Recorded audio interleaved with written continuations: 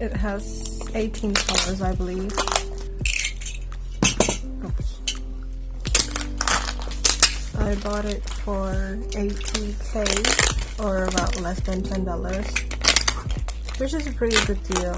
And I've tried their gouache, and they are absolutely amazing. And I'm really curious about the watercolor too. There's so many packaging. Oh, look at that.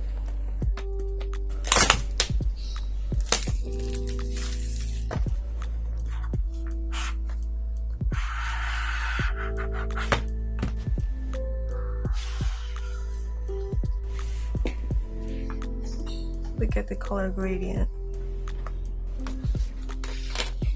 Oh, the packaging is really cool. Here. Yeah, they're kind of dirty. Look at that. That's fine. Let's try it out.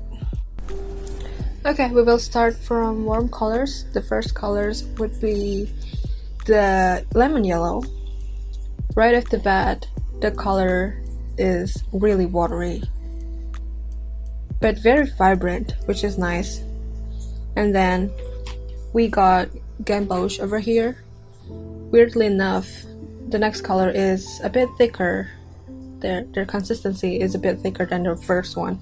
And the earth yellow that I have on the screen right now is also thicker than the first two. So from 3 tubes, they all have a different consistency. And then we got orange. This one kind of similar with the first one, the lemon yellow. And then we got vermil, a really nice yellowy red. And she's pretty vibrant too. And then we have rose or magenta. This watercolor doesn't have any index number or pigment number whatsoever, so I just assume that the quality is kind of similar with Pentel or Koi watercolor. And then we have deep red. I guess it's kind of like alizarin crimson. These little grids of color swatches are inspired by Letters and Miles. She is a super creative soul, and if you like what you're seeing right now, you will surely hooked with her amazing works. Okay, moving on, we will have burnt umber. They're usually very pigmented and deep, but this one really disappoints me because you can clearly see that there's a pigment separation between the pigment and the binder. And then we got light green over here, just a pale green. I think they have a little bit of white in it, but they're still great. And then we got grass green, which I think looks very similar to sap green, and again they have a little bit of separation between the pigment and the binder. And then we got dark green. It's a nice color. I think it's a mixture of viridian and a little bit of indigo, I guess. And then we got acid blue, which is a very similar color to Van Gogh cerulean blue. And then we have ultramarine and Prussian blue. Same with the burnt umber, this color has a lot of separation. And we have pale purple. It's an interesting color considering they're not that pale. And then the last one that you can see is black and white. You can't see it because I put white paint on white paper. So in conclusion, I feel like this company could have done better.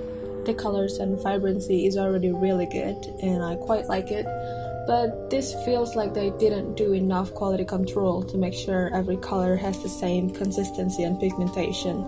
Like they pushed the launch as early as possible and make it like a quick money grab. The packaging is everything. and they know their target demographic gonna buy it regardless. But then again, I can't really complain for a $5 watercolor set. But then again, if I do a fair comparison, apple to apple with Pentel watercolor, they're in the same price range and number of tubes you get for $5. This Miya watercolor falls far behind Pentel. I do hope they improve this problem, because if not, I don't think they will survive selling this in consistent paints, even though the packaging is cute, but that doesn't really help because we use the paint, not the packaging. Now, let's see a quick painting test. I made this painting on Canton Monfort at first, but to bring out the most out of it, I redo it on artist paper. Overall, they perform pretty okay. It takes a bit of more effort to squeeze out enough paint because of how watery they are, especially the black one. And because I only use 4 colors in here, I decided to make another painting, but this time using Pahong Academy paper in 5 colors. I must say, to make a highly pigmented painting that looks pretty decent with this paint, you do need to layer more than necessary because the color shift is a bit bigger than other student grade paint. In here, I layered it 3 times and I still feel like it's not vibrant enough.